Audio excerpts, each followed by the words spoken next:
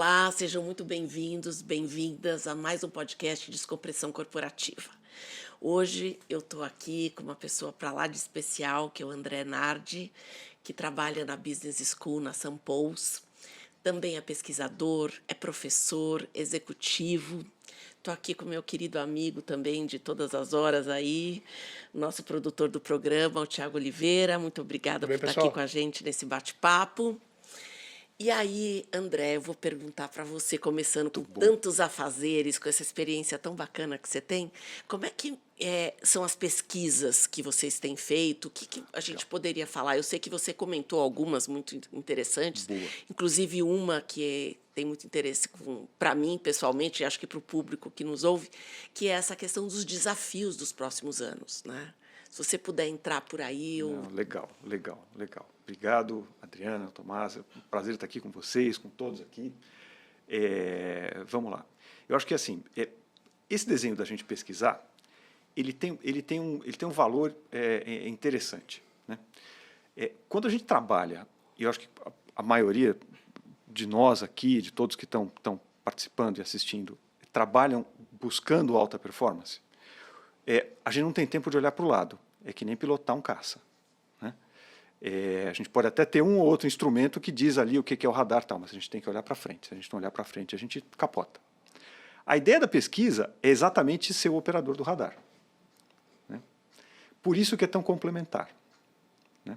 E é tão desafiador, porque você tem que administrar o lado de um tempo para o outro. Sim. Né? Olhar aquela visão que a gente gostaria de ter, que a gente não tem porque a gente é humano, que é a visão do passarinho, né? Pô, eu olho o foco lá e estou olhando o cenário inteiro, né?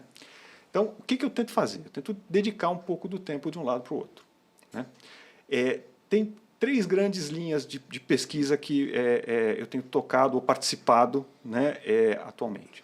Uma primeira é esse lado que você falou, que é entender um pouco os desafios das organizações, mas principalmente o desafio de pessoas na organização, desafios de RH olhando o negócio e o negócio olhando o RH. E o que você tem descoberto? Boa. Então vamos lá. Ainda assim, não dá para contar todos os resultados, porque a gente ainda vai soltar, tudo mais. Claro. Mas assim, Uma palhinha aqui em especial. Tem algumas coisas interessantes, né? A primeira é assim: o humano é um ponto de desafio. Uhum. Né? Todo mundo reconhece que não tem organização sem humano, por mais que a gente esteja num movimento de digitalização de tudo. Que a tecnologia tem invadido e tudo, mas ainda tem esse lado que vai existir, não tem jeito. E tem o seu valor. Por outro lado, tem um certo desconforto de todo mundo, que assim, ou a gente ouve, como é que eu coloco o humano de volta na organização? Uhum. Sendo que isso é quase um consenso, mas tem um outro consenso que aí a gente olha e fala assim, tem uma contradição aqui, não é possível. Que assim, eu não consigo gerar valor sem as pessoas, e eu não consigo criar diferenciais sem as pessoas. Sejam as pessoas da minha organização ou cada vez mais as pessoas que estão na minha rede, que constroem o meu... A palavra da moda, né? Ecossistema. Né? É verdade. Mas como é que a gente constrói, né, todo esse conjunto, como é que a gente auto-organiza ou organiza esse conjunto de pessoas que estão na rede de unidades e de conhecimento que estão em volta. Então, esse é o primeiro desafio. Né? Como é que a gente traz o humano para dentro da organização, lembrando que todo mundo reconhece que o humano é o fator de geração de diferencial competitivo no limite de todo lado. Né? Então, esse é um primeiro grande ponto. Desculpe.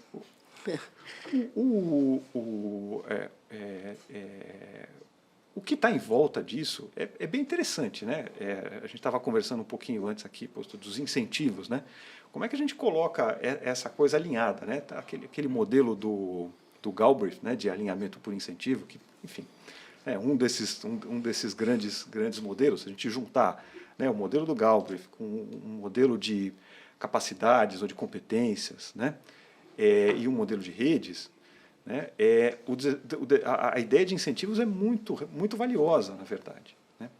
Porque a gente tem um monte de coisas que a gente pode pensar em organizar ou criar consenso para trabalhar incentivos diferentemente, né? Tem um lado que, assim, toda vez que a gente fala em incentivos, a gente imediatamente, ainda mais no mundo de organizações privadas principalmente, a gente pensa direto em incentivos econômicos. Sim, mas não são os únicos, né? Mas não são os únicos, exatamente. E é difícil da gente trabalhar com outros.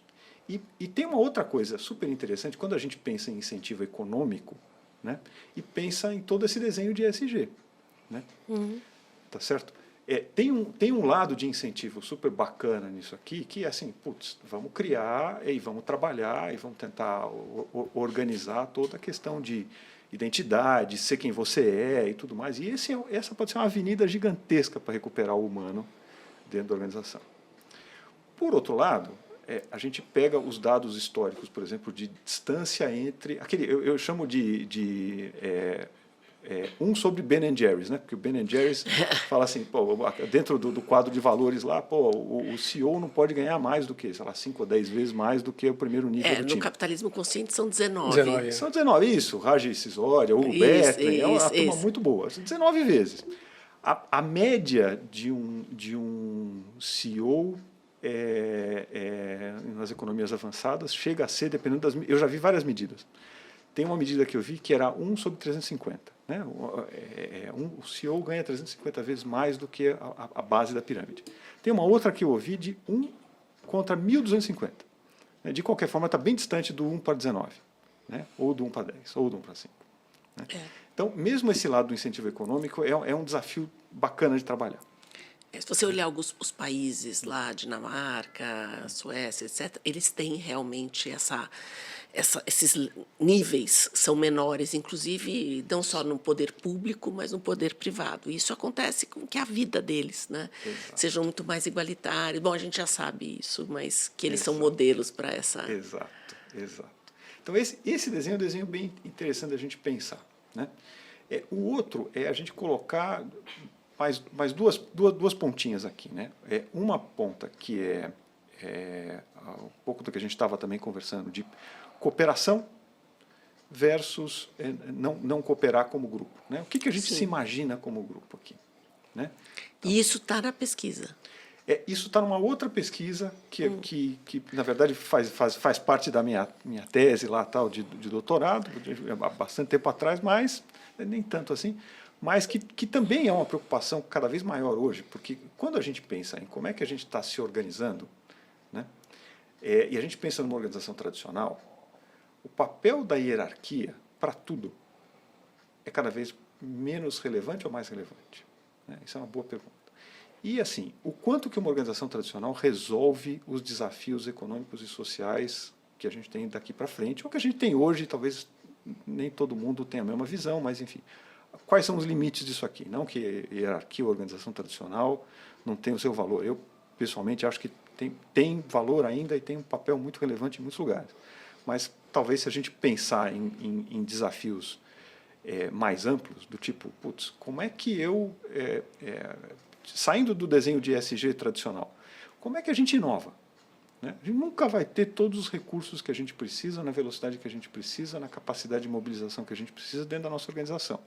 A gente sempre vai precisar contar com aquilo que está além da fronteira. O que está além da fronteira, a gente não manda, a gente negocia. Tá certo? E mesmo a ideia de que, né, a gente tem uma liderança em que a gente mais manda do que negocia, também é uma questão que, principalmente com mudança de sociedade, a entrada no mercado de trabalho das gerações... eu ia falar isso agora. Né, dos anos 90 para cá, a relação de como você reage a esse desenho de hierarquia é muito diferente. É bem diferente. Né? Então, todo mundo está tendo esse desafio, inclusive, da retenção dessas pessoas. Exato. O tema da liderança sempre foi um tema quente, mas eu acho que nunca tanto quanto agora, porque a hierarquia simplesmente ela não funciona em determinados grupos e geração. Eles precisam de comando, mas não pode ser por controle. Precisa ser por inspiração, por identificação. E, por outro lado, certamente um líder... Eu tenho 53, vou fazer 54 ano que vem. Menino. certamente a minha perspectiva e o tipo de conhecimento que eu tenho não necessariamente vai ser a perspectiva e o conhecimento suficiente ou necessário ou adequado para resolver alguns tipos de problema. Perfeito. Então, a capacidade de mobilização e a relação de quem detém o conhecimento, eu acho que muda um pouco a topologia da hierarquia. Porque, assim, o líder... Me explico. O líder que dava a resposta é o líder que a gente precisa? Porque depende, porque as respostas são outras, né? As perguntas mudaram, então as respostas, consequentemente, mudaram. E sim, a gente tem outros desafios. Exato. Então, no mundo que está mudando o tempo inteiro, a capacidade de liderar passa a ser mais a capacidade de coordenar, De orquestrar. Mobilizar. Isso. O pessoal do IMD gosta dessa palavra, de orquestrar. Eu gosto também. Acho que é um desenho que é isso mesmo, é orquestrar, né? E às vezes até ser meio que como é que chama? Orquestrar dentro da perspectiva da banda de jazz, né? Dizer, olha, eu toco aqui, pô, vocês vão, né? Não precisa de não necessariamente a gente precisa de um maestro nessa orquestra, né? Porque não necessariamente É o comprometimento com a música mesmo. É isso. Eu adorei esse seu exemplo do jazz, eu venho um pouco dessa área. Eu não toco nem campainha direito, então... E é bem isso mesmo, porque os olhares são fundamentais e tem até metaforicamente falando, é interessante explicar que o músico, todos eles têm um momento de fazer o tema, que é aquela parte da música que todo mundo reconhece. E aí depois cada um, provavelmente, ou em algumas faixas, em algumas músicas mais um do que outros, tem o seu momento de improvisar, que é o momento em que é o momento da individualidade, do talento, de cada um colocar a sua subjetividade na música. E ali a gente percebe o nível de entrosamento desse time, desse grupo, à medida em que os improvisos vão acontecendo e o quanto uns conversam com os outros. Então o improviso do piano, ele fez uma citação, né? Em texto a gente coloca aspas e chama de citação. Na música, a citação é a repetição de uma frase musical igual. Oh, que legal. Então, às vezes eu escutei o improviso do pianista e eu vou e faço um trechinho do que ele fez para mostrar para ele, ó, eu tô te ouvindo, eu tô dialogando com você. Então, por trás do som, tem um jogo muito bonito de interação e entrosamento dos músicos, e quando os músicos não gostam um dos outros e tem que tocar junto por conta de um contrato, a gente percebe também. Porque em vez de ser um jogo harmonioso, de conversa entre os solos, é um jogo de disputa às vezes. De competição. De competição, que pode ser amigável ou não. O grande exemplo do jazz é o Charlie Parker. O Charlie Parker, o famoso saxofonista, ele normalmente queria destruir os companheiros com os solos dele, conseguia. Mas, ocasionalmente, você via... Às vezes, a gente olha para o palco e vê os músicos, um toca e o outro, lá do outro ponto do palco, pega e dá uma risadinha, assim, como quem quer dizer, poxa, que legal que ele acabou de fazer. Então, tem uma admiração que é toda em sinais, é toda em gestos. Então, quem é músico e quem conhece a linguagem consegue perceber. E quem não é, está mais preso no som. Exato. Mas a empresa é assim também. Exatamente. Por isso que o seu exemplo é perfeito. É isso. A equipe é isso. É isso. A equipe é isso. Tem que ter essa sintonia fina, o líder, para perceber o detalhe do que está acontecendo. E como tem gente que compete entre si, gente que colabora, gente isso pode ser bom. que também aplaude o sucesso do outro, gente que fica feliz de fato que o outro está crescendo, está fazendo sucesso. E às vezes tem aqueles caras que querem fazer voo solo. O tempo inteiro. O tempo inteiro. E apagando os outros. Isso é perigoso. Esse exemplo também muito legal de trazer, que você trouxe, Adriana, porque às vezes essa competição entre os músicos é muito importante no caso do jazz, porque estimula a melhoria da habilidade. E eu lembro, no caso de gestão, de eu sentir isso. Lá no passado, começando, todo mundo está revelando a idade aqui, eu estou com alguns meses para chegar nos 40.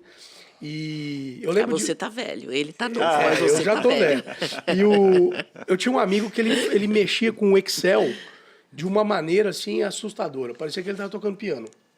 Ele fazia no Excel coisas assim numa velocidade, eu ficava olhando aquilo e falava, não é possível. E eu nunca cheguei nem perto do que ele fazia. Mas graças a conviver com aquele cidadão 2 anos, o meu nível de Excel melhorou muito. Porque eu me espelhava naquele cara ali que era um mago da planilha. E não dá para fazer o que ele faz. Eu nunca vi ninguém fazer mais aquilo. Mas eu saí de um nível infantil para um nível, eu diria, até avançado, graças a ter alguém que era muito mais avançado. Mas eu olhava para ele como inspiração, não com inveja. Boa. E a diferença é que a inspiração ela vai te mover para chegar na habilidade. A inveja vai te travar. Você vai querer derrubar o outro ainda da habilidade dele. Então o líder tem que saber reconhecer isso. Quem na minha equipe está inspirado ou está invejoso? Como é que eu lido com isso? E é humano isso aí. Isso. Você tem visto esses desafios nas pesquisas? Como é que tá? Tenho. Eu acho que tem um desafio aqui de como é que você se organiza nesse negócio para a transição, né? Primeiro porque tudo isso a gente está falando de gente. Sim. Então, as pessoas têm os seus próprios sentimentos em cima disso e isso gera ruído, né? Sim. Isso gera ruído. Quando a gente fala de ruído, é ruído mesmo. Quer dizer, não necessariamente eu tô entendendo o que eu estou fazendo, mas estou fazendo. Isso é até um perigo. Sempre. Entrar no automático e é melhor, às vezes, que a pessoa não faça algumas coisas, né? Porque está fazendo no automático sem entender as consequências, sem entender as... Exato. Acho que esse é um ponto super interessante. Tem um lado que, assim, eu falei que eu tinha algumas linhas de pesquisa. Essa linha de pesquisa a gente faz, tá mais ligado à escola. Eu faço parte de um grupo de pesquisa chamado Núcleo Decide, que está ligado à FEA USP, e que a gente estuda basicamente como é que as organizações tomam decisões. Né? Tem a ver um pouco com a minha formação acadêmica, de estudar esse lado de decisões nas sociedades, nas organizações, e hoje a gente tem estudado muito como é que a inteligência artificial entra no processo decisório das organizações. Né? E quando você põe uma inteligência artificial para rodar qualquer pedaço do processo de decidir, você cristalizou alguma coisa ali, tá certo? Então, um pouco do que você estava falando um pouco antes da gente começar aqui. Dos vieses. Dos vieses, exatamente. E como é que se controla isso na hora da programação, né? Na verdade, assim... Que é uma projeção do que quem faz ali é o homem, né? Como é que você explicita essas coisas? Como é que você testa essas coisas, né? Então, a ideia um pouco de você dar transparência para isso é elicitar. Acho que a palavra mais correta é elicitar. Elicitar é você jogar para emergência, né? Quer dizer, o que está emergindo daquilo lá? Mostrar. Para isso, você precisa ter a visão do outro. Por isso que eu acho que o desenho do contraponto e de transparência é tão relevante, porque tudo que você não consegue resolver nenhum sistema olhando para dentro dele mesmo. Você tem que dar 2 passos para fora do sistema, olhar o sistema e entender. Né? Esse é o princípio da complexidade. Né? Você tem o sistema e o metasistema, o que está fora do sistema para entender aquele conjunto todo, entender um pouco da lógica, e entender pelo menos as variáveis que dá para verificar ali, e tentar fazer sentido e depois avançar. Né? Os sistemas abertos e fechados ajudam muito nisso. Né? Exatamente. E a cidade é um sistema aberto. Quase tudo é sistema Ela aberto. interage, o tempo inteiro tem inputs novos. Isso. Uma sala de aula com um programa definido que não vai se alterar e tem um tempo para acabar o sistema fechado. Então, não tem muito espaço para até o aluno fazer aquela pergunta que você não tem a menor ideia de aí o professor tem que ir para o aberto. É isso. Né? Quase todos os sistemas humanos são sistemas abertos, são sistemas complexos. Então, essa ideia de você conseguir olhar e desafiar um pouco isso aqui tem que vir de outro. Né? Tem alguns testes legais para fazer isso. Harvard tem um teste bacana que é público, que é o IAT. Eu nunca lembro exatamente o que é a sigla, eu esqueci, mas depois eu... Mas é interessante. Ele serve justamente para você encontrar alguns possíveis vieses e comportamentos que são quase que preconceitos, mas preconceitos não que a gente tenha explicitamente, mas que estão tão dentro da nossa prática que nem a gente mais reconhece que aquilo é. Então, por exemplo, favorecer pessoas que têm hábitos ou práticas ou origens sociais parecidas com a gente. Sim. Isso assim, é óbvio que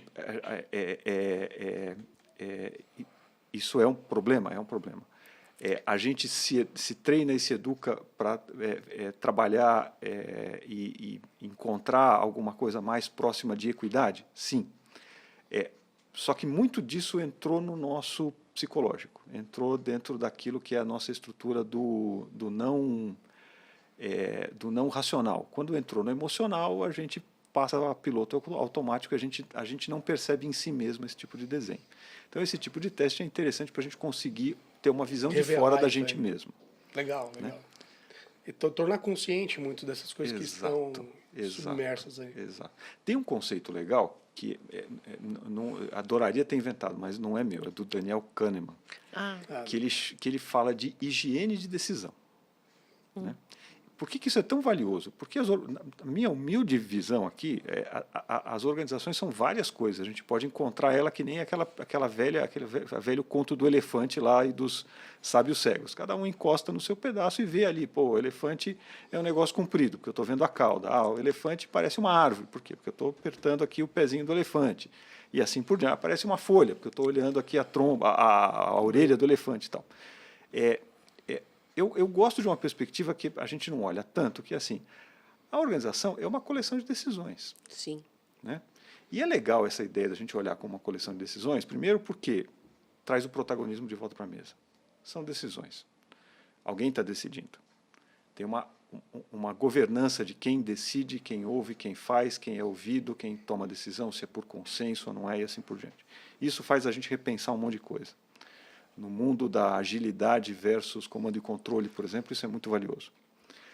Uma outra coisa interessante é a gente pensar esse negócio da coleção das decisões para entender o que a gente está decidindo. Né? E como a gente está decidindo. Então, nesse formato, talvez essa ideia da gente pensar os vieses e a ideia da higiene da decisão possa ser bacana pelo seguinte. A higiene da decisão é como é que a gente põe no processo aquilo que a gente já aprendeu que melhora o processo. Certo. Tá certo? Então, coisas do tipo, se eu tomo decisões recorrentes, o que eu posso incorporar daquilo que eu aprendi? Isso é típico de qualquer organização. Por quê? Porque é aquela história de pilotar o caça. A grande maioria das organizações está tentando pilotar um caça, só que é um transatlântico.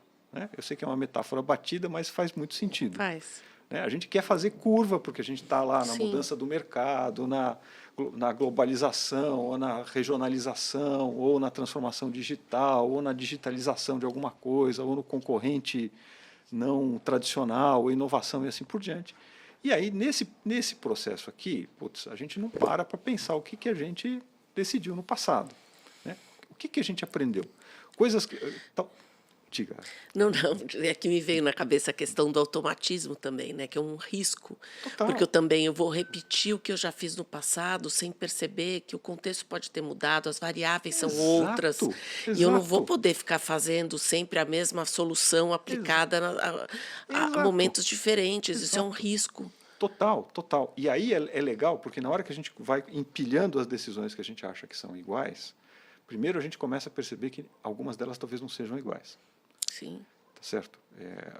Uma dessas típicas é assim, quanto que eu gastava de inovação o ano passado, quanto que eu vou gastar esse ano, quanto que eu vou gastar o ano que vem? Né? Essa pergunta ninguém sabe responder, porque esse negócio não tem... Né? Até ver resultado, ninguém quer gastar em inovação. É isso, Esse é isso. O ponto, Agora, né? se você botar todo esse level da organização e perguntar assim, quanto veio de cada produto, de cada linha de produto ou serviço há 3 anos atrás? Abre a DRE e olha. Pega uma DRE gerencial e olha, ou societária, e olha lá. De quantos por cento de receita veio de cada linha de produto? Há 5 anos atrás, há 3 anos atrás, o ano passado, esse ano. E aí você começa a enxergar uma figura um pouco diferente. Porque provavelmente a origem do teu resultado é completamente diferente 5 anos atrás do que era hoje. Verdade. E aí a pergunta é assim, você vai desenhar o ano que vem igualzinho esse ano? O que você precisa fazer para pensar esse negócio diferente? Né? E aí é super interessante você pensar o seguinte, todo mundo está treinado para não sair da sua zona de conforto e gerenciar risco. Coletivo e individual. Né? Eu vou me responsabilizar por dizer o seguinte, não, a gente tem que largar esse negócio que está dando dinheiro aqui para fazer outro. Né? Nós vamos mudar esse processo porque tem sinal aqui, super difícil isso. Né? Esse é sempre o grande desafio. Né? O que as mega organizações sempre tentam fazer, que é o que o que é o mainstream é assim, pô, isola esse negócio aqui, né? Mantém as fronteiras rodando esse troço até ele se esgotar.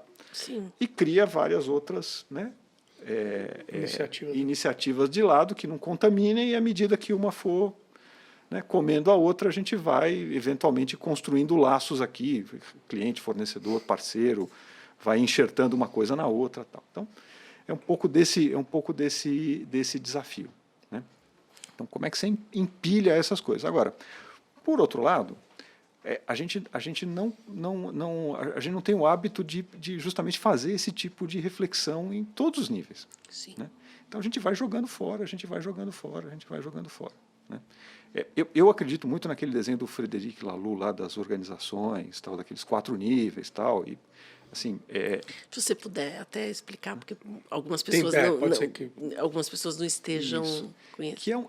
Que é um pouco, vamos ver, eu não lembro das cores agora, mas é um pouco o desenho de que quanto mais auto-organizada é uma organização, né? É meio engraçado falar isso, mas assim, quanto mais auto-organizado, ou seja, quanto mais responsabilidade compartilhada e mais capacidade de gerar entendimento mútuo e integração você tem, menos você depende de regras rígidas.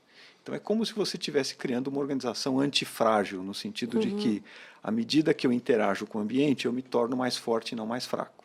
Certo. Né? Então, dentro desse desenho, quanto mais hierarquia, que dá menos... A hierarquia permite cada vez menos, tá certo? Margem de manobra. Né? Que é o que ele chama lá de organização vermelha, que eu lembro... Da cor eu só lembro dessa. Né? Mas esse desenho é um desenho interessante para a gente pensar o seguinte: no mundo que não muda, isso é perfeito. Né? Por quê? Porque é só descobrir o que não muda, tá certo? Só encontrar a fórmula e rodar. Eu tenho tempo de fazer as alterações. Você tem tempo de fazer e ir melhorando. Né? A GM foi líder de mercado nos Estados Unidos por 70 anos. Né? Super legal. Né? Quantos anos vocês acham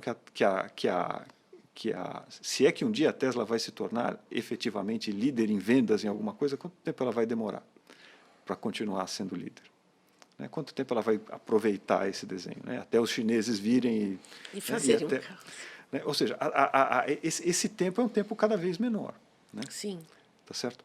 Então, isso exige muito mais das pessoas. As pessoas precisam estar muito mais preparadas, inclusive emocionalmente, para lidar com uma velocidade.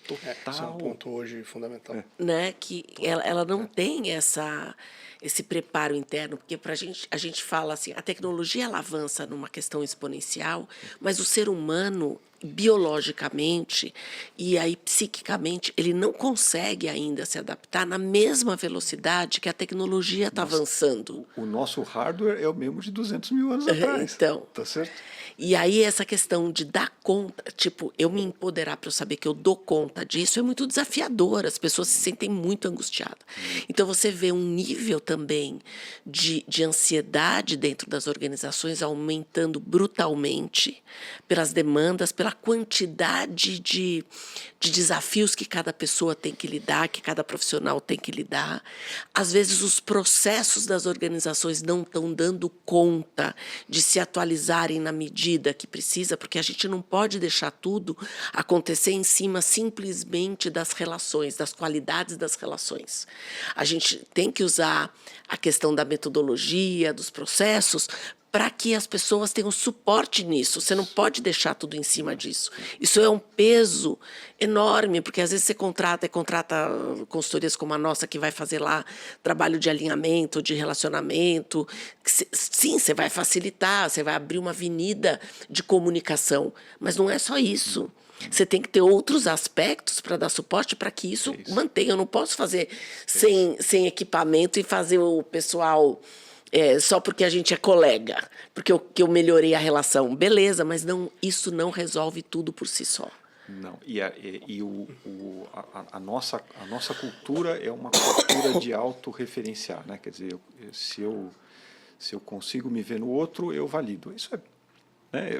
Eu valido e vou em frente. Então a relação é muito forte. Sim. Né? O valor do relacionamento é muito maior aqui na nossa cultura, provavelmente na maioria das culturas latinas, do que em culturas mais confrontacionais.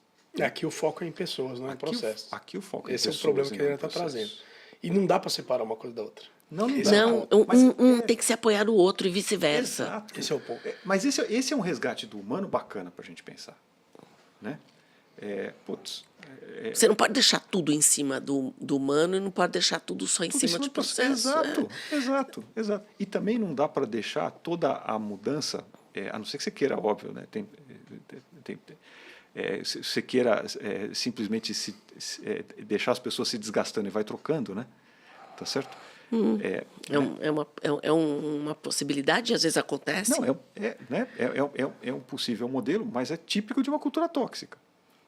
Verdade. É típico de uma cultura tóxica. Você estava falando da questão da conscientização na pesquisa anterior, e me lembrou essa fala de um modelo que eu vi uma vez também, que era no formato de uma rede neural.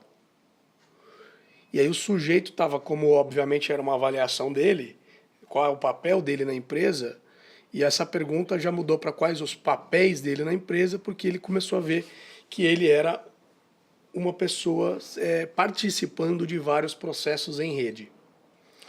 E a questão é qual é o seu papel na rede. E aí, a partir do momento que ele entendeu que ele tinha uma rede, ele viu que são papéis, e a partir dos papéis, ele começou a entender quais papéis ele tinha em cada processo. Ao final do exercício, o sujeito percebia que num processo ele era uma figura-chave. Se ele não fizesse o que ele estava fazendo, o processo simplesmente parava, travava. Em outros, ele era acessório. Mas como acessório, ele fazia com que aquele processo pudesse chegar num nível muito melhor e que chegando num nível melhor, o processo do lado ia melhorar. E ia voltar para um outro processo dele também melhor. Então ele conseguiu literalmente aqui, para não ficar confuso para quem não está visualizando, né? Ele conseguiu perceber que ele tinha muitos papéis na empresa, muitos dos quais ele considerava a área do marketing vem me incomodar para eu fazer tal coisa, mas isso não é papel meu. Mas ele não entendia que o que ele fornecia para o marketing, que fornecia para o comercial, gerava vendas que caía para ele em compras. E aí ele não conseguia entender o papel dele aqui, que ia dar um resultado lá, e que ia voltar para ele. Então, à medida que ele teve consciência de que os processos dele estavam todos ligados, ele conseguiu se comportar de forma mais, eu não diria empática, porque essa palavra também tá batida e é uma confusão danada o que é empatia ou não. Né? A gente precisa fazer um só sobre isso alguma vez. Mas a questão da responsabilidade mesmo. De, olha, uma coisa simples que eu me nego de fazer porque eu vejo que isso não é problema meu, eu estou impedindo uma área de crescer. Eu posso não estar causando um dano grande, mas eu impeço de crescer. E se eu impeço uma área de crescer, eu impeço a outra. Então, aqui não tem um dano grande, mas aqui tem. Na ponta da cadeia, você foi o início de uma sequência de ações que gerou uma desgraça lá na frente. Exato. Então, qual que era o exercício? Numa startup com 10 pessoas, é fácil fazer esse exercício. Você põe cada um, mostra a sua rede. Uma empresa com 100 pessoas, cada um tendo que perceber que tem 20, 30 papéis dentro da estrutura da empresa. Então, é um desafio. Agora, se cada líder, se cada imediato fizesse com os seus imediatos, já é um trabalho mais fácil de conscientização. A gente não precisa ligar tudo isso num grande cérebro maravilhoso, não. É para o sujeito ter consciência mesmo. Tipo, quais são os impactos que eu gero? É isso. Você estava falando da questão da inteligência artificial e a gente foi por esse caminho, né? Como é que você vê a inteligência artificial nessa questão organizacional, né? Ela sendo aplicada, porque cada vez ela está sendo mais usada dentro da empresa e até para os clientes, obviamente vai depender do ramo de negócio, mas como é que você vê essa minimização, como é que fala? Minimização dos impactos dos benefícios, na verdade, da inteligência artificial dentro das organizações e nas relações, de alguma forma. É um negócio interessante, né? Tem muitas dimensões mesmo. Então, eu vou tentar focar aqui nessa dimensão das decisões e um pouco desse contexto que a gente está falando de viés. Né?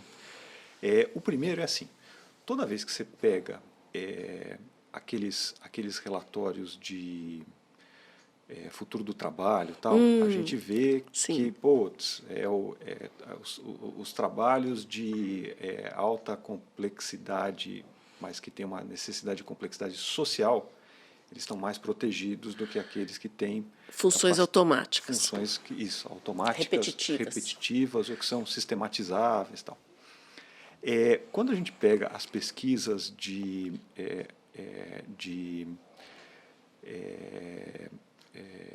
mercado de trabalho, né? Então, tem alguns pesquisadores que eu conheci um aqui no Brasil e tem alguns na União Europeia, nos Estados Unidos, que foi onde eu vi pesquisas mostrando assim, o que parece que de vagas novas estão deixando de ser apresentadas porque estão sendo substituídas por inteligência artificial, né?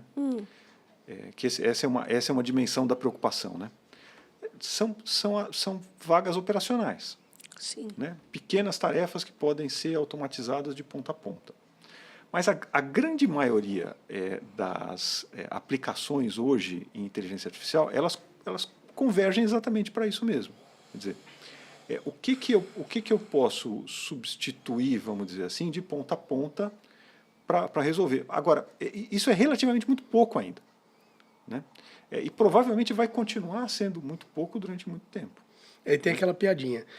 Cada vaga operacional que eu mato, eu gero uma nova vaga na área de TI. Também. Porque quem é o sujeito que vai controlar a tecnologia que está fazendo tudo isso funcionar? É isso. Talvez seja uma nova vaga em TI. É isso. Por mais que... É uma piada, mas é uma boa piada. Né? Por mais que eu tenha ouvido outro dia que a programação de inteligência artificial cada vez mais é feita por objeto e não por programação. Então, talvez Olha isso só. aconteça até também, isso, né? Mas esse desenho, quando você fala de coisas mais estáveis, parece que é um caminho do que está indo. Tem um outro desenho aqui que, assim, a grande maioria das aplicações, elas pegam pedaços das decisões, ou seja, a inteligência artificial é utilizada como um sistema de suporte, né? Um sistema de suporte.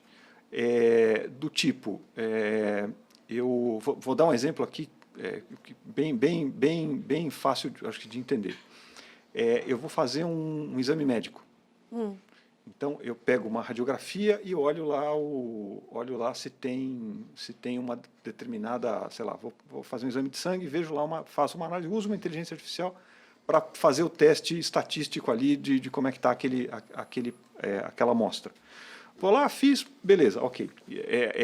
A interpretação, a máquina tem mais acurácia do que, estatisticamente, provavelmente tem mais acurácia do que o usuário. E até porque agora, tem um banco de dados onde ela compara isso. E a gente tem uma questão de memória de limitação. Exatamente. Agora, o que essa inteligência artificial vai gerar? Ela vai gerar uma recomendação, uma decisão recomendada. Aí alguém que é responsável por assinar o exame vai olhar aquilo e falar assim, legal, isso aqui faz sentido ou não faz sentido? Faz sentido.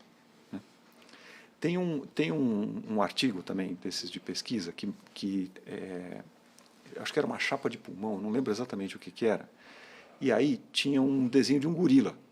Mas não era um gorila assim, tipo, se o pulmão fosse isso aqui, não era um gorilinha assim, era um gorila. Gorilão mesmo. Gorilão.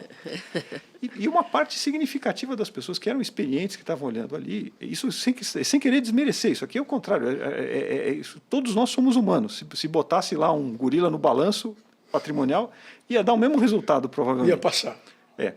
Exatamente, ia passar. E a gente não via, por quê? Porque a gente está querendo olhar o micro ali, né? A gente não está olhando o macro. Então, alguma coisa vai passar, né? Sempre vai passar. Então, o desenho da inteligência artificial é como é que eu uso a estatística para tratar uma base de dados, para gerar uma recomendação que sai desse viés, né? Acho que talvez a grande sacada seja como é que eu uso isso para potencializar a capacidade de decidir de quem está na ponta. Entendi. Né? Esse é um primeiro uso super interessante e é meio que o humano, é o robô dentro do time, né?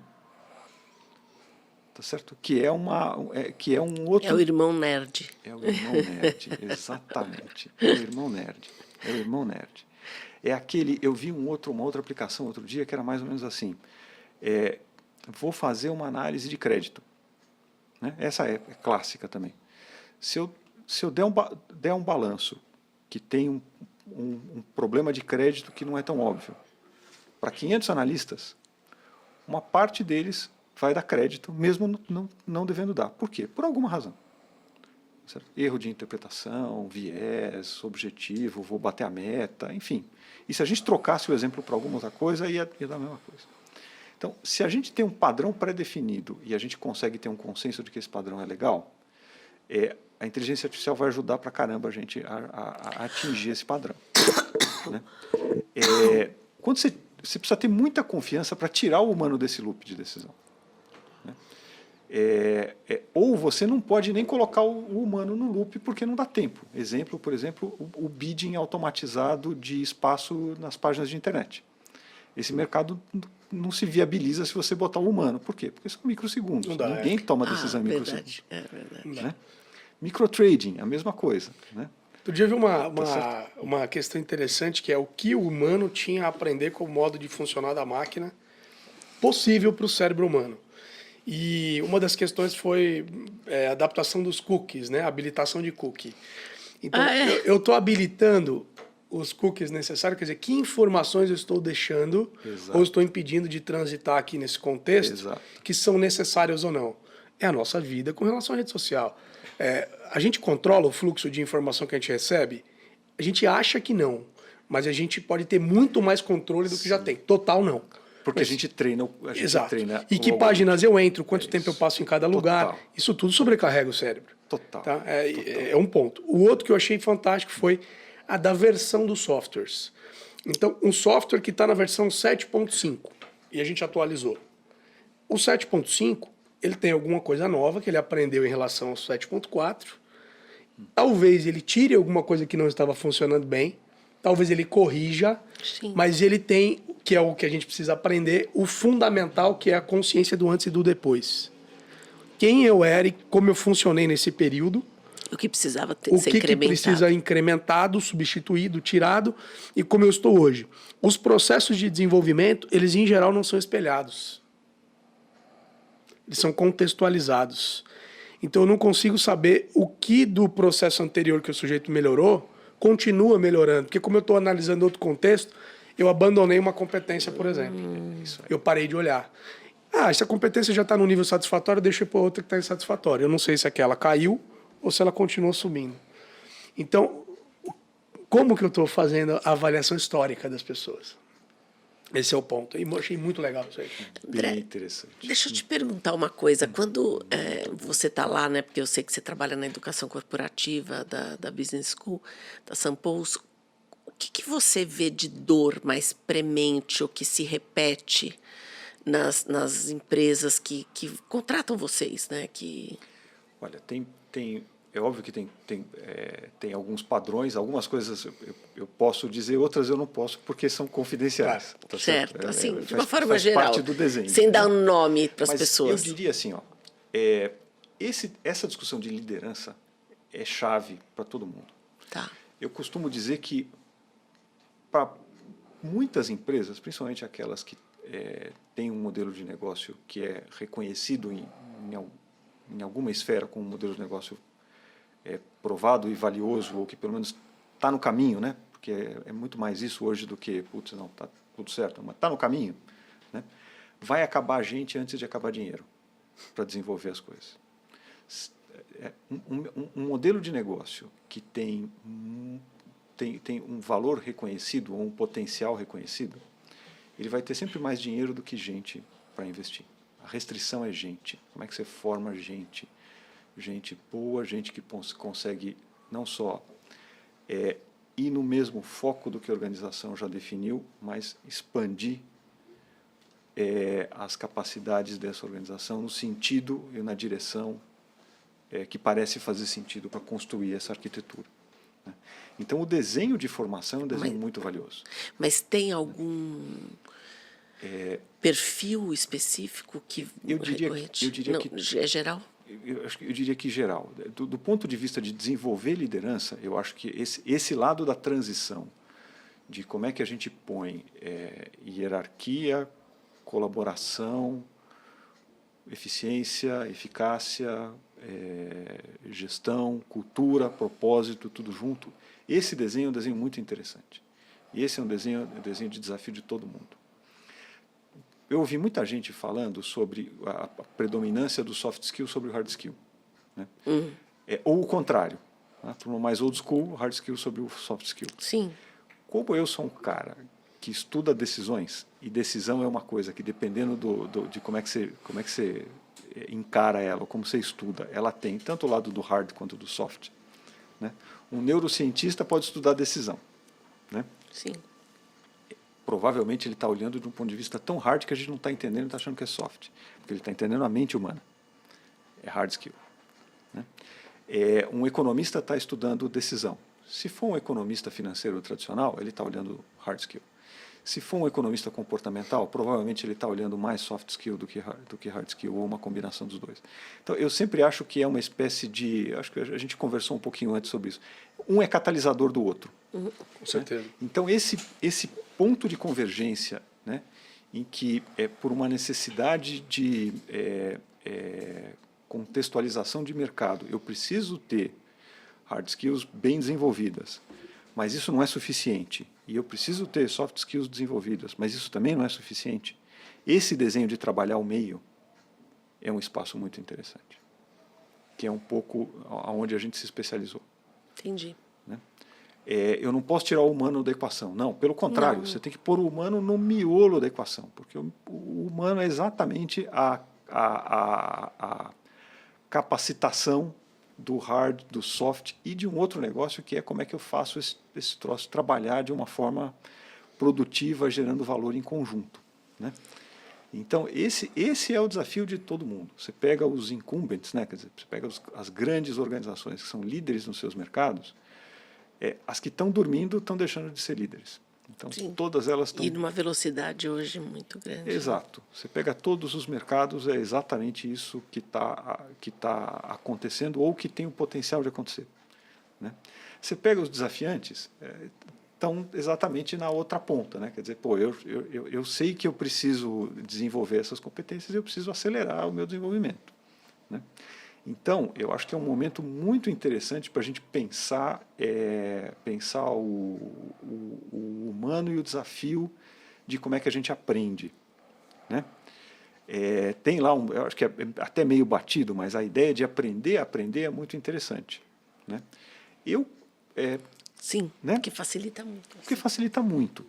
Tem um lado de método e tudo mais, mas eu pensaria esse negócio do aprender a aprender com a construção da visão crítica. E o que é a visão crítica? A visão crítica é a capacidade de julgamento por si só, né? E isso exige duas coisas.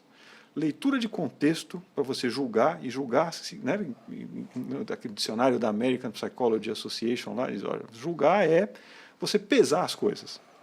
Tá certo? E ter uma clareza da realidade. Ter uma clareza da realidade, por si mesmo. Que muitas pessoas não conseguem ter essa... Parece simples olhar a realidade, não é simples. Não, é teste de realidade voltando. Exato. E o outro é decidir, né?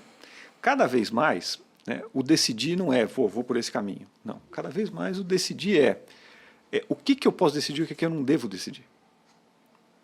Né? Tem uma outra pergunta no meio aí que eu colocaria que é eu bem devo legal. experimentar. Né? É isso, é nessa linha de laboratório. Que é, de laboratório. Eu tomei uma decisão, eu estou indo por esse caminho, mas eu estou indo com que bagagem, com que equipamento. É isso. Com a consciência de, eu estou indo na insegurança, mas eu também só tenho isso aqui de informação por enquanto.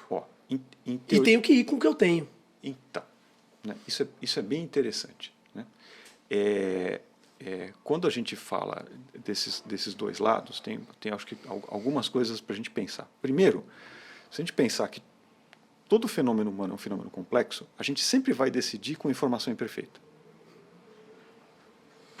Sempre. O Barry Schwartz tem um livro muito legal, que indica ele o Paradoxo da Escolha, que é sobre isso. Exato. Ou eu sou minimizador ou eu sou um decisor de contexto. Exato. Então não tem aquele famoso modelo do Cynefin lá do Cynefin lá do Snowden, né? é um pouco disso. A gente sempre vai... Os fenômenos de administração, eles sempre vão estar num daqueles 4 quadrantes lá.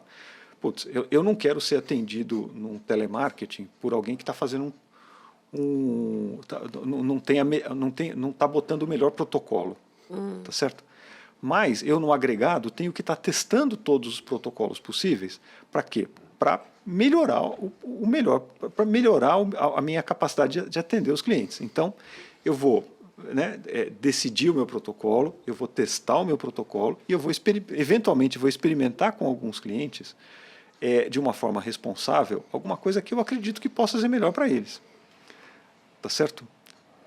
E vou tentar descobrir aquilo que eu não estou enxergando.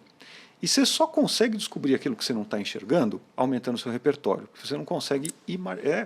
todas as pesquisas de psicologia e antropologia dizem que inovação depende de repertório e de cooperação. Né? Aquela história do mito do inovador, isso é meio questionável. Né?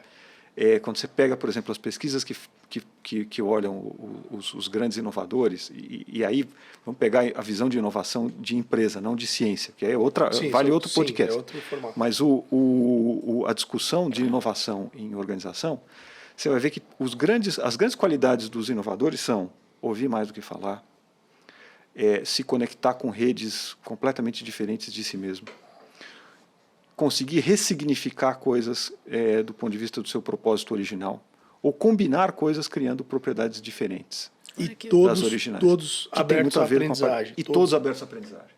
Isso é uma constante. Então, putz... É gente que não para de buscar em lugares diferentes. Exato. O cara está na física, está na astronomia. E faz associação entre elas. Eu tenho dado um pouco de ênfase em contratações assim. Hoje, lá na empresa que eu estou, a gente faz... com orgulho, a gente pega e fala, o que você tem na empresa? Uma empresa de tecnologia, essencialmente tecnologia, startup atual. Eu tenho físico, eu tenho filosofia, tenho cara de literatura. Pô, mas você está fazendo um negócio que é um engenheiro de programação que faz. Não, eu estudei física. E como é que você foi cair nisso? Eu gostava de estudar isso aqui no domingo à noite, por hobby. É esse cara que me dá o resultado extraordinário. Porque ele já fazia aquilo antes do emprego. O emprego não está precisando exigir dele que ele aprenda algo específico que a empresa vai pagar, vai treinar para ele fazer. Vai ter isso também, claro. Mas ele já tirava do próprio bolso para investir em habilidades. Essas habilidades que eu quero. Estou na entrevista, eu não estou olhando tanto o que ele me mostra. Eu estou olhando o dia a dia dele, o que ele investia e onde ele queria ficar bom, onde ele sabia ficar bom, onde o hard e o soft dele estavam indo. E aí eu vou por ali. E 90% escorrega e derrapa na entrevista quando vem a pergunta do que te desmotiva no dia a dia. O que motiva, normalmente quem é contratado já passou pelo... aprender para mim é fundamental, não adianta aumentar meu salário se eu não tiver novidade. Então isso é meio básico. Quem entra já passou por isso. Agora, na desmotivação, o que te faz perder a energia na empresa? Quase todo mundo que derrapa na mesma. É a falta de autogestão. Eu vejo muita insegurança e a dependência de um líder sempre tendo que... Não, aí eu não contrato, porque eu falo, esse cara vai ter que agir numa velocidade muito mais rápida do que eu tenho tempo de botar o líder para dizer o que ele tem que fazer. Então eu preciso de alguém que tenha um plano A, B ou C, para deu errado, eu fui num risco menor. E eu sustento o risco menor. Eu não tinha informação, eu não conhecia o protocolo, mas logicamente eu cheguei na decisão de menor impacto. Então é nessa linha que eu estou até revelando, tomara que ninguém... da minha área provavelmente vai ser difícil chegar nessa conversa nossa, que eles não cheguem na entrevista com essa malandragem, porque é por aí que eu vou. E a pergunta-chave, né? O que você paga para... O que você gosta de... Você ganha dinheiro para gastar com o quê? Se esse cara mostrar que quer dinheiro para fazer alguma coisa que vai fazer ele crescer, esse é o caminho. Não tem outro jeito. Porque ele vai fazer isso com o dinheiro do trabalho ou da dívida do cheque especial. É natural, né? É natural. Ele vai se alimentar, necessidade ele vai se dele. nutrir com isso. Mas esse é o desenho que eu acho mais interessante da gente pensar, né? Que assim, putz, é sempre muito bom você conseguir trazer pessoas autênticas em relação àquilo que... Como você falou, é raro e é o mais difícil hoje. Pelo menos É o que eu tenho. Tocou num outro ponto que eu não posso deixar de falar, porque o nosso público deve estar passando muito por isso. Sim. A questão do volume de dinheiro versus a qualidade da entrada das pessoas na empresa. Todos os hubs que eu participo hoje, das fornecedores, colaboradores, parceiros, quase todos estão tendo o mesmo problema. Eu tenho caixa para contratar, eu não tenho qualidade mínima para Do candidato. do candidato.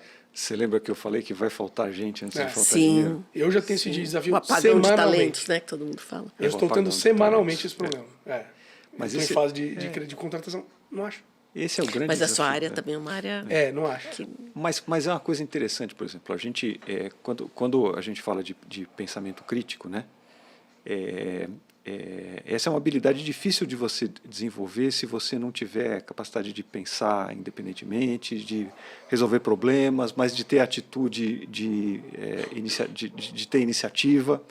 Por outro lado, tem um lado de ambiente que isso é um papel fundamental do líder e da cultura, que é como é que eu crio um ambiente que permita as pessoas fazerem perguntas Favorável, né? e, por outro lado, permita as lideranças terem alguma pista de que elas podem, sem correr muito risco de risco pessoal, né, ou percepção de risco pessoal, de sair da sua posição de oráculo.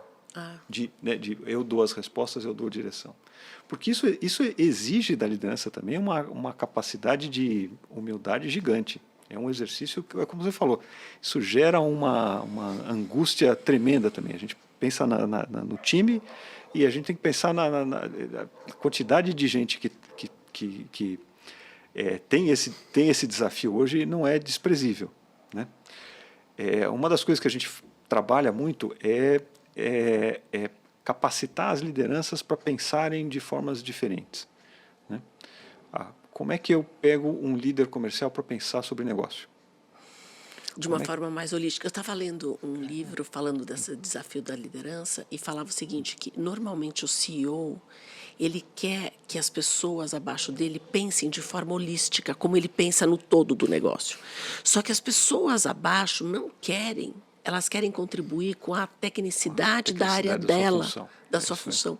Então, você tem um desafio brutal, porque a expectativa do CEO é que as pessoas também contribuam de forma geral, de entender o todo. E elas não querem fazer isso, e não só não querem, como não estão preparadas para isso. Eu acho que tem uma questão cultural que você trouxe no começo da conversa muito importante aí também, que é a cultura legalista brasileira. O fato do sujeito observar do ponto de vista do contrato dele o que exatamente ele foi contratado para fazer. Então, não é minha função eu entrar em outras questões. Isso engessa um pouco também. Mas hoje que todo mundo fala dessa competência de senso de dono, mas se você tiver uma competência de senso de dono, você está vendo todo, porque não tem outra forma. E aí eu vejo a minha parte dentro do todo. Perfeito. Esse é o ponto. É ele entender que para fazer a parte dele, ele precisa disso. Não, e tem uma coisa louca que é assim, né? O pessoal da teoria da complexidade tem um conceito que é dialógica, né? Que é como é que você põe duas coisas que têm racionais diferentes para conversar. Né? Casa. Casa, perfeito. É isso. Né? É isso. Imagina que você tem que... Isso é bom. Não é? Aí Essa antiga resposta aí, ninguém... O Edgar Morin, acho que não era casado. O Morin? Não, eu tô brincando, acho que é. Eu não sei. Eu sei que ele fez 100 anos esse ano aqui, né? Mas não sei se ele é casado, não.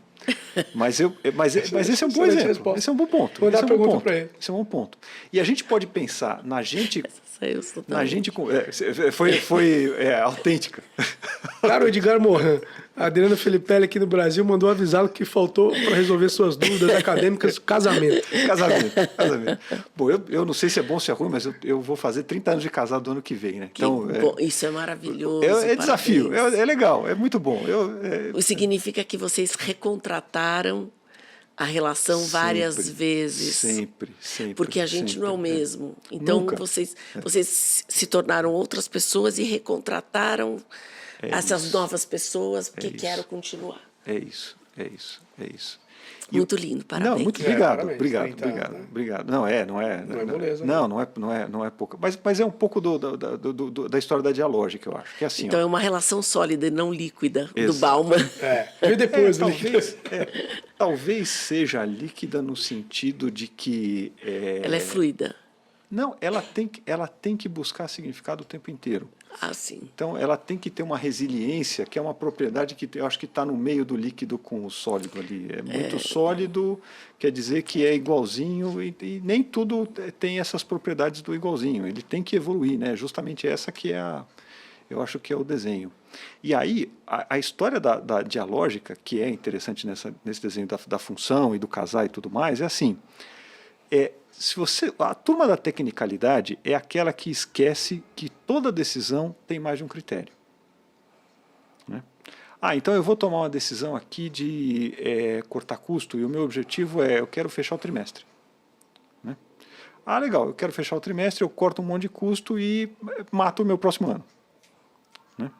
Então, a arte está injusta, ou acaba com o clima da empresa. Aí acaba com o clima da empresa, a turma de vendas não vende, e aí o meu trimestre que eu achava que ia naquele nível de custo fechar, não fecha. Por quê? Porque vendas não fechou. E aí é legal, no ano seguinte, não bate, Isso. ou não fecha o trimestre. Por que esse ano não fechou? Porque eu escolhi fechar o anterior. É isso. É isso, exatamente. Então, esse é um não, temos que acertar porque o preço da ação, tal, não sei o que, bom. O preço da ação é uma expectativa, né, de curto, médio e longo prazo. Então, como é que a gente faz essas lógicas conversarem? Né? E aí tem um lado interessante que é assim, o cara que é, para mim, o humano central de qualquer organização é a área de pessoas, é a área de RH. Né? Porque se tudo mais estiver esquecendo do humano, ali são as pessoas que estão olhando. Vocês têm uma preparação para o RH? Sim, temos. Mas e a gente faz alguns programas de desenvolvimento de pessoas e olhando a organização, né? Mas eu queria só não perder esse desenho do holístico, que eu acho que é interessante, que assim, na caixa de ferramenta do RH, eu preciso ter o humano, mas o humano já é o embedded lá. Como é que eu expando o humano? Como é que eu penso filosoficamente, eticamente e tudo mais? Isso tem um valor gigante. Agora, se eu conseguir juntar o humano com o pensamento estatístico, que é o desenho da experimentação, né? O que isso vai me descortinar de possibilidades para eu pensar o humano e dialogar com o cara da estatística? Né? O que significa eu mostrar o humano, ou o filosófico, ou o ético para o cara de finanças? Que só está pensando naquela lógica do IFRS, dos CPCs e do mercado de capitais. O que isto significa para criar estas pontes que o CEO está falando? Né? Porque não adianta, o cara da fábrica lá, eu trabalhei numa empresa de internet há muitos anos atrás com um cara que foi diretor de produção de uma indústria de autopeças. E ele era químico. E o papel-chave dele, no processo dele, era garantir que a composição química de um determinado processo estava rodando. Porque se aquilo não acontecesse, o custo de produção que dobrava e a margem nunca fechava. Então ele era e o químico tem, além de todos os testes, tem a história de sentir o gosto da composição para ver, óbvio, desde que seja uma composição que não mate, não derreta a língua, né, não cai o dedo, essas coisas. Mas ia lá e tinha o teste lá do sabor, tal. Então é um pouco isso, né? Quer dizer, você tem um conhecimento acumulado gigante, mas se você esquecer os outros sinais, se você não se treinar para os outros sinais, certamente a tua chance de gestão de risco e de entendimento do contexto fica muito diminuída. Então, o desafio de toda a função técnica é exatamente essa. Como é que eu enxergo todo e como é que eu aumento o meu repertório para conseguir colidir essas coisas que, no fundo, a gente só separa porque a gente aprende separado. Né? O cara de finanças se especializa em finanças porque, se você olhar finanças mais alguma coisa, ou sai do nosso modelo de educação, ou você vai fazer alguma coisa um pouco diferente. Né? Então tem um desafio de reconhecimento social e tem um desafio de aumentar a profundidade. Mas você não pode esquecer que isso é só um modelo. Tá certo? A realidade é tudo ao mesmo tempo agora, misturado e se vira nos 30. tá certo? Sim. Então você tem que ter, né? É aquela história do processo de decisão. Eu vou trocar de emprego. Um emprego me dá 50% a mais de salário e eu vou ter que dedicar 70% mais do meu tempo. Ou eu vou ter que mudar de cidade. Né? Só que eu acabei de casar. Né? Como é que eu vou ficar e como é que vai ficar o meu casamento se eu mudar de emprego trabalhando 70% a mais e ganhando 50% a mais? Né? Se eu olhar só pelo salário, putz, esquece. Eu escolhi um critério. Né? O salário, ótimo, beleza. Então eu vou por aquele. Vai ter um monte de outras consequências que eu não vou querer tratar nessa decisão, mas que vão acontecer independente de eu tomar ou não a decisão. Tá certo? Ou de eu escolher o meu critério. Então, só para fechar aqui o desenho, a ideia da gente pensar a nossa vida ou a nossa organização como uma coleção de decisões exige que a gente olhe o contexto, exige que a gente entenda sobre o que a gente está decidindo, exige que a gente pense sobre quais critérios a gente vai tomar aquela decisão e exige que a gente dance entre as pessoas, né? A decisão passa a ser uma dança. Eu vou negociar os critérios, eu vou negociar qual é a decisão que eu tenho que tomar. Tá certo? Eu vou entender se aquilo faz parte do meu propósito ou não faz parte do meu propósito. Né? Eu acho que o critério final é assim, eu consigo dormir com aquela decisão ou não? Se eu não conseguir dormir com aquela decisão, cara, tem alguma coisa que está errada. Tem uma coisa errada. E aí, só para fechar, e aí voltamos à sua provocação inicial, que é muito boa. Como é que a gente põe o humano de volta para a organização? Alguém está decidindo alguma coisa em que esse negócio é um bode na sala. Né?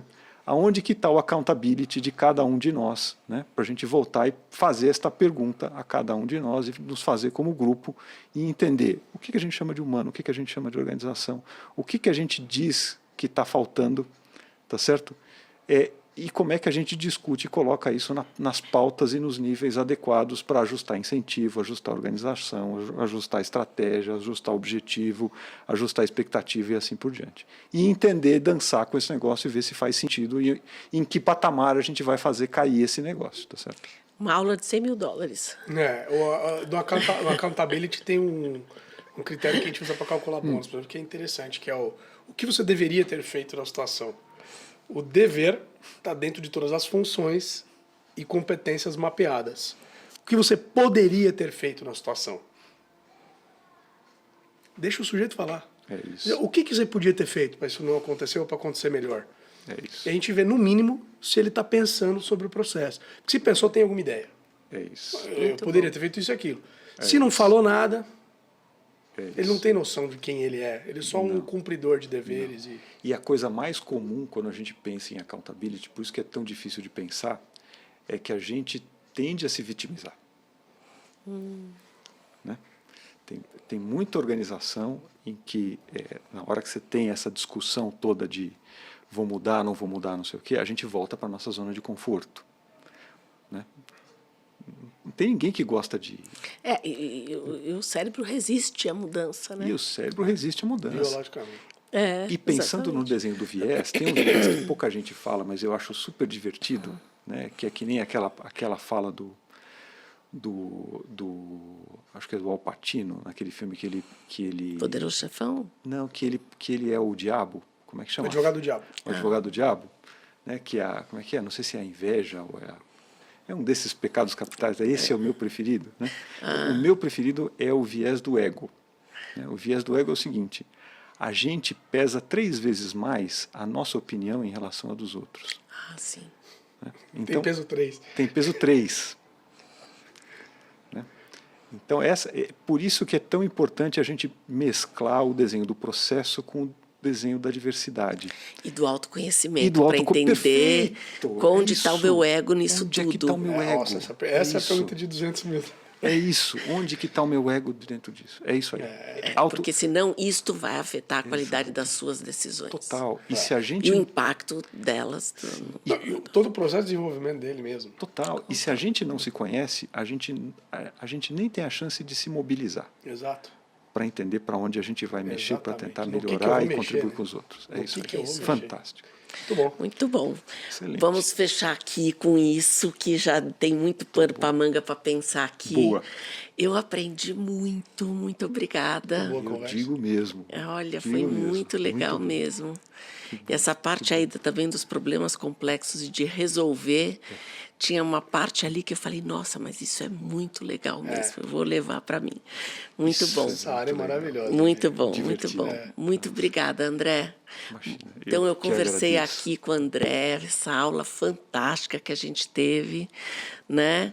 Com o Tiago, muito obrigada por estar aqui e agradeço ajudar sempre que a gente entra essa aqui pra conversa bater papo aqui. junto. Muito bom. Não é? Muito obrigada. Espetacular. Espero que vocês tenham Muito gostado obrigado. como eu gostei, aprendido também. E até o próximo bate-papo aqui do Descompressão Corporativa. Excelente.